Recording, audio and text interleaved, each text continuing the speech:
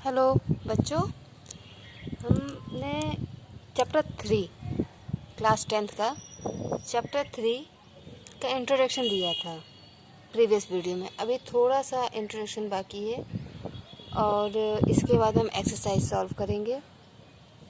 तो देखिए हम क्या पढ़ रहे हैं, pair of linear equation in 2 variables. Okay, जैसे कि मान लीजिए आपके पास एक इक्वेशन दी है x minus 2y equal to 0 और दूसरा दिया है 3x plus 4y minus 20 equal to 0।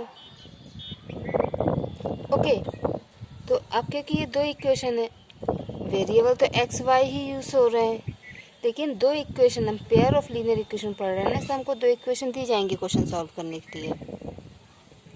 तो ये जो फर्स्ट इक्वेशन है इसको हम a1x plus v1y plus c1 equal to 0 इससे कंपेयर करेंगे। ठीक है, ये आपके फर्स्ट इक्वेशन से हम इसको कंपेयर करेंगे। तो आपका a1 क्या हो गया 1, क्योंकि x के साथ कुछ नहीं है तो 1, v1 minus 2 and c1 is 0, क्योंकि c1 भी कुछ नहीं है। ओके, दूसरा इक्वेशन है 3x plus 4y minus 20 equal to 0। अब क्योंकि ये दूसरा इक्वेशन है, ये इस केस में क्या होगा कि ये वैल्यूज़ आपकी अलग अलग हैं, तो हम इसको a2x plus b2y plus c2 ये ले लेंगे और आगे चल के आपको सारे क्वेश्चन इसी हिसाब से करने हैं। अब अगर हम इसका कंपेयर करेंगे तो आपका a2 आएगा 3, b2 आएगा 4 एंड c2 आएगा माइनस 20। ओके, मैंने हेडिंग क्या डाली है, graphical representation of linear equation in 2 variables. Okay, हमें इसका ग्राफिकल रिप्रेजेंटेशन देखना है कि अगर हम दो लीनियर इक्वेशन को सॉल्व करेंगे तो उनका ग्राफ कैसा बनेगा, या फिर किस किस प्रकार के ग्राफ बन सकते हैं। ओके, तो देखिए फर्स्ट केस,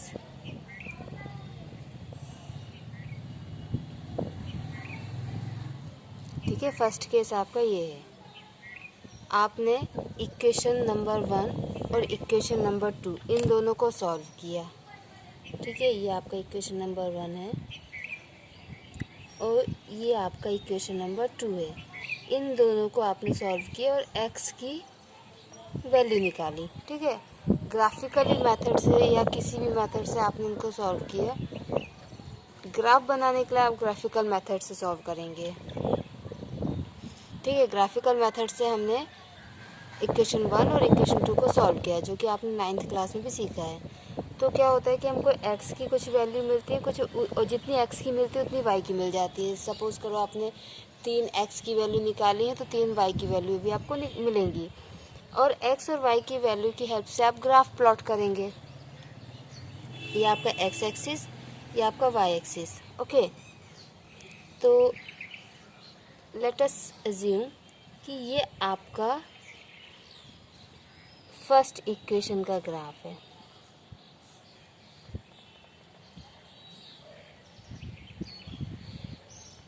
ये आपका फर्स्ट इक्वेशन का ग्राफ है।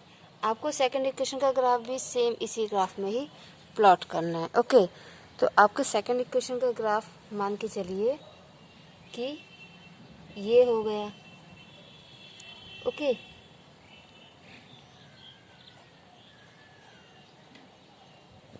ये आपके सेकंड इक्वेशन का ग्राफ है। तो क्या हुआ कि फर्स्ट इक्वेशन के ग्राफ से हमको जो स्ट्रेट लाइन मिली और जो सेकंड इक्वेशन के ग्राफ से स्ट्रेट लाइन मिली, वो दोनों एक दूसरे को इंटरसेक्ट कर रही है एक पॉइंट पर,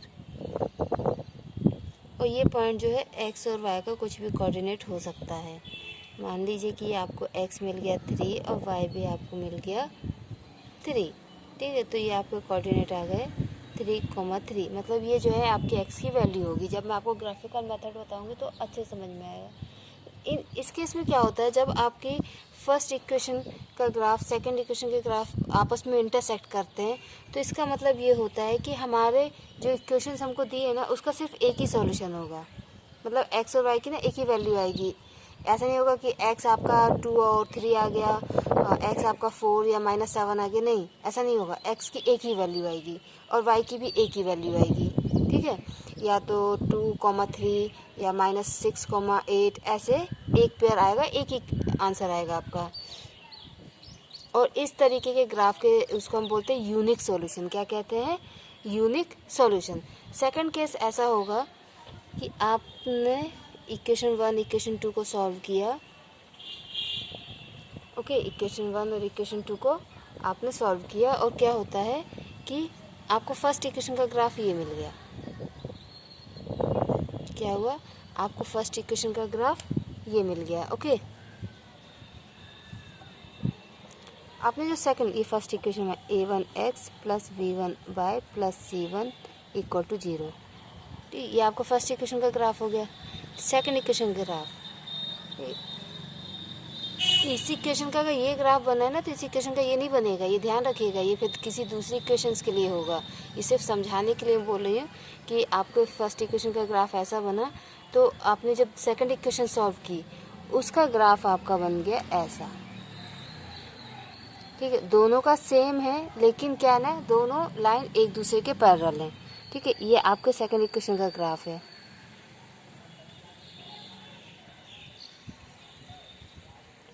ठीक है, तो जब फर्स्ट इक्वेशन का ग्राफ और सेकंड इक्वेशन का ग्राफ एक दूसरे के पैरेलल, ये आपका केस बन सकता है। उस केस में हम कह सकते हैं, कह नहीं सकते, ऐसा होता है कि जो आपका ग्राफ होगा, जो आपके सॉल्यूशंस होंगे इक्वेशन के, ठीक है, सॉल्यूशंस जो होंगे इक्वेशंस के, मतलब कोई सॉल्यूशन ही नहीं होगा, एक्स और वाई की कोई वैल्यू नहीं आएगी। अगर आपकी फर्स्ट इक्वेशन का ग्राफ और सेकंड इक्वेशन का ग्राफ दोनों आपस में पैरेलल होते हैं तो आप लिख दीजिए इक्वेशन हैज़ नो सॉल्यूशन। आप क्या लिखेंगे? इक्वेशन हैज़ नो सॉल्यूशन, ठीक है। ये ग्राफिकल मेथड से आपको पता चल गया कि मुझे जो दो इक्वेशन दी हैं सॉल्व करने के लिए, उन इक्वेशंस का कोई आंसर ही नहीं है, ठीक है। ये आपको ग्राफिकल मेथड से इस तरीके से पता चलेगा जब फर्स्ट इक्वेशन का ग्राफ और सेकंड इक्वेशन का ग्राफ दोनों आपस में पैरेलल होंगे। थर्ड क्या होगा? थर्ड केस क्या होगा आपका? थर्ड केस में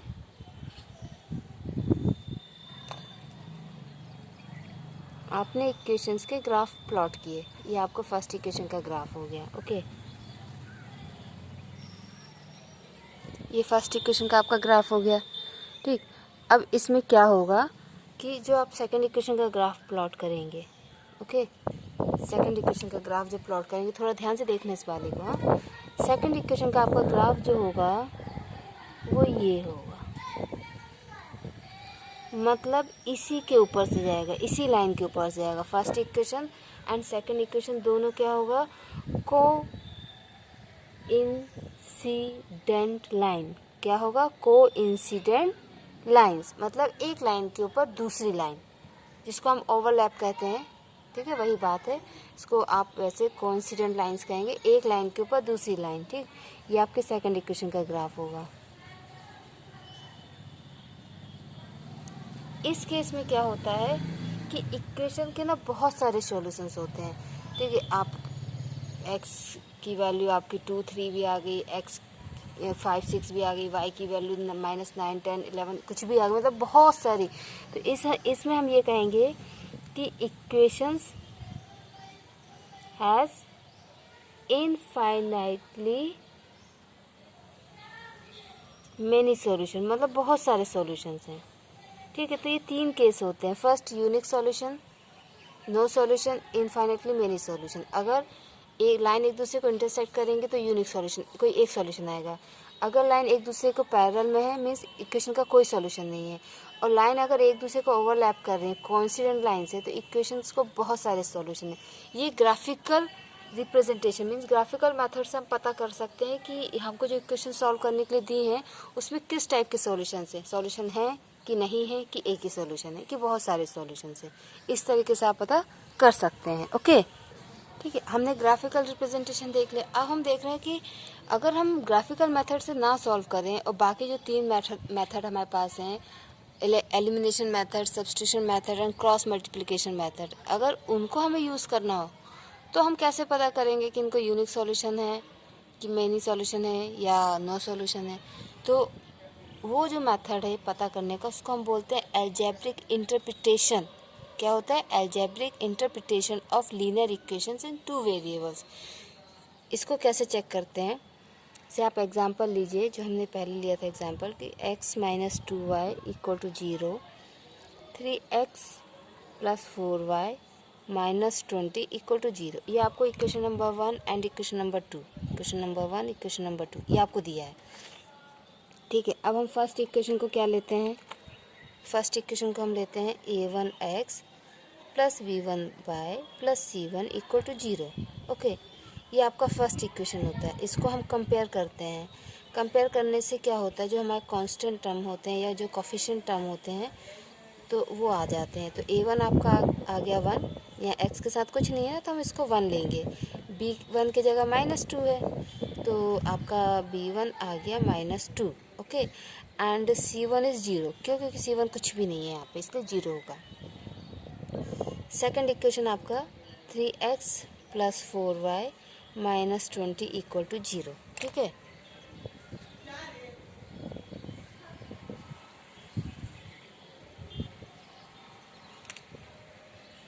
इसको हम कंपेयर करेंगे a2x v2y plus c2 equal to 0।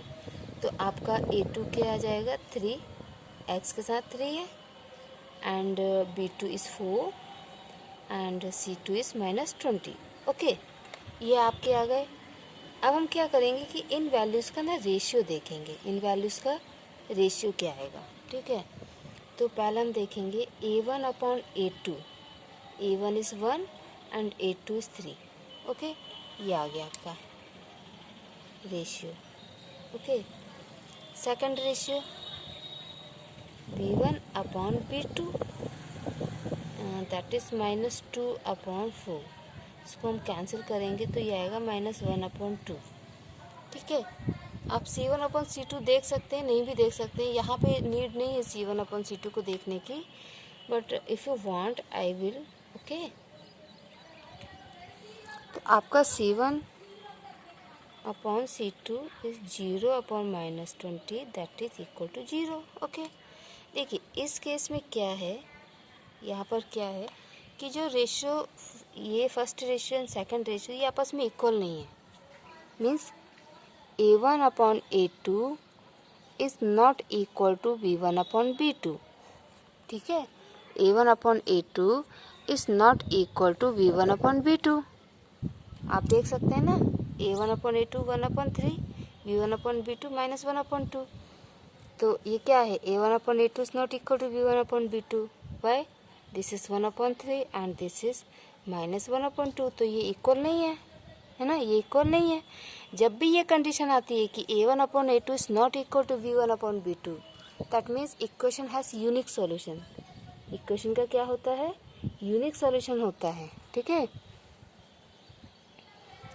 जो इंटरसेक्टिंग लाइन वाला है ना, वही है ये कि equations has unique solution. Equation को क्या है? Unique solutions means only one solution, exactly one solution. Okay, second आता है आपका, इसके लिए हम दूसरा एग्जांपल लेंगे। ठीक है, दूसरा एग्जांपल हम लेते हैं 2x plus 3y minus 9 equal to 0, 4x plus 6y minus 18 is equal to 0। ठीक, अब फिर से हम वही करेंगे कि फर्स्ट इक्वेशन को हम कंपेयर करेंगे किससे? a1x plus b1y plus c1 equal to 0। Okay, तो आपका a1 है 2, v1 is 3 and c1 is -9। Clear?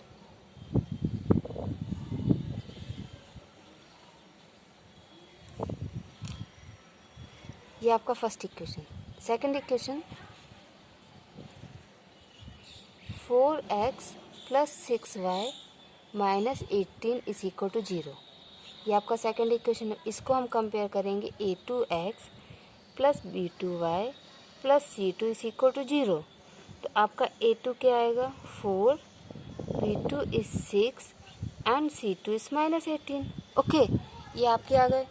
अब आप फिर से क्या करेंगे, रेशियो देखेंगे। ओके, फिर से हम क्या चेक करेंगे, रेशियो चेक करेंगे। ओके, तो हम रेशियो चेक करते हैं। ओके, ये हमने रेशियो चेक किए हैं। तो रेशियो में क्या है कि आपका A1/A2 आया है 2/4, that is 1/2, B1/B2 3/6, that is 1/2, and C1/C2 is -9/-8, minus से minus cancel, that is also equal to 1/2। ये आपके रेशियो आ गए। क्या आप कुछ नोटिस कर रहे हैं इन रेशियो में? हाँ, देखिए इन सब में कॉमन क्या है कि ये तीनों के तीनों आपस में इक्वल है। क्या है ये? Equal means A1/A2 is equal to B1/B2 is equal to C1/C2। जब भी ये कंडीशन आती है तो ये कंडीशन होती है कोइंसिडेंट लाइंस की। किसकी कंडीशन होती है? Coincident lines. ठीक है, और कोइंसिडेंट लाइंस का मतलब क्या होता है? Equations has infinitely many solution. ठीक है, ये कंडीशन किसकी होती है? इनफाइनाइटली मेनी सॉल्यूशन मीन्स आप बिना ग्राफ के भी बता सकते हैं कि किस इक्वेशन को यूनिक सॉल्यूशन होगा, किसको नो सॉल्यूशन होगा, किसको इनफाइनाइटली मेनी सॉल्यूशन होगा। तो हमने सेकंड केस देख लिया। अब थर्ड केस क्या है, इसके लिए हम एग्जांपल लेते हैं। x + 2y - 4 is equal to 0, 2x + 4y - 12 is equal to 0। इनको भी हम कंपेयर करेंगे। ये फर्स्ट इक्वेशन है, ये सेकंड इक्वेशन है। इसको हम कंपेयर करेंगे। A1x + B1y + C1 equal to 0 and A2x + B2y + C2 is equal to 0। इससे कंपेयर करेंगे। A1 यहाँ पे x के साथ कुछ नहीं है ना, तो 1, B2 2 and C2 is -4, A2 is 2, B2 is 4 and C2 is -12। Okay, ये आपने देख लिया। अब देखिए हम इनके रेशियो निकालते हैं। A1/A2 1/2, B1/B2 2/4, that is equal to 1/2, C1/C2 -4/12 means 4 1 जा 4, 4 3 जा 12 and -4/-12, तो minus and minus gate cancelled. Okay, इसका मतलब क्या हुआ कि आपका A1/A2 इक्वल है B1/B2 के। तो फर्स्ट जो होता है यूनिक सॉल्यूशन वो नहीं होगा। And C1/C2 is not equal to B1/B2 equal to A1/A2। ये कंडीशन आ गई कि A1/A2 और B1/B2 तो इक्वल है, लेकिन ये दोनों C1/C2 के इक्वल नहीं है ना। तो जब भी ये कंडीशन आएगी तो आप लिख देंगे equation has no solution. Equation has no solution means parallel line. ठीक है, क्या होगा यहाँ पर? जो पैरेलल लाइन वाला होता है ना, वही आपका नो सॉल्यूशन होता है। Equation has no solution. इसके साथ साथ और भी आप कुछ पता कर सकते हैं। तो ये हमने देख लिया कि ग्राफिकल रिप्रेजेंटेशन और एल्जेब्रिक इंटरप्रिटेशन। देखिए, जब यूनिक सॉल्यूशन होता है तो उसको हम बोलते हैं कि equations are consistent pair of linear equation. ठीक है, this are the consistent pair of linear equation जब यूनिक सॉल्यूशन होता है। और जब इनफाइनाइटली मेनी सॉल्यूशन होता है तब भी हम कहते हैं consistent pair of linear equation. And जब parallel lines means no solution होता है तो हम उसको बोलते हैं इनकंसिस्टेंट। ये आपके एक्सरसाइज में पे बेस्ड क्वेश्चन है। और जब आपके छोटे मोटे टेस्ट होते हैं, मंथली टेस्ट होते हैं, या आपका फर्स्ट सैम या फर्स्ट टर्म जो होता है, तो उसमें ये क्वेश्चंस आते हैं 1-2 मार्क्स के। तो इसको आपको देखना है कि कंसिस्टेंट इनकंसिस्टेंट किस कंडीशन में होता है। Okay, thank you children, take care. If you have any doubt please comment in the comment box.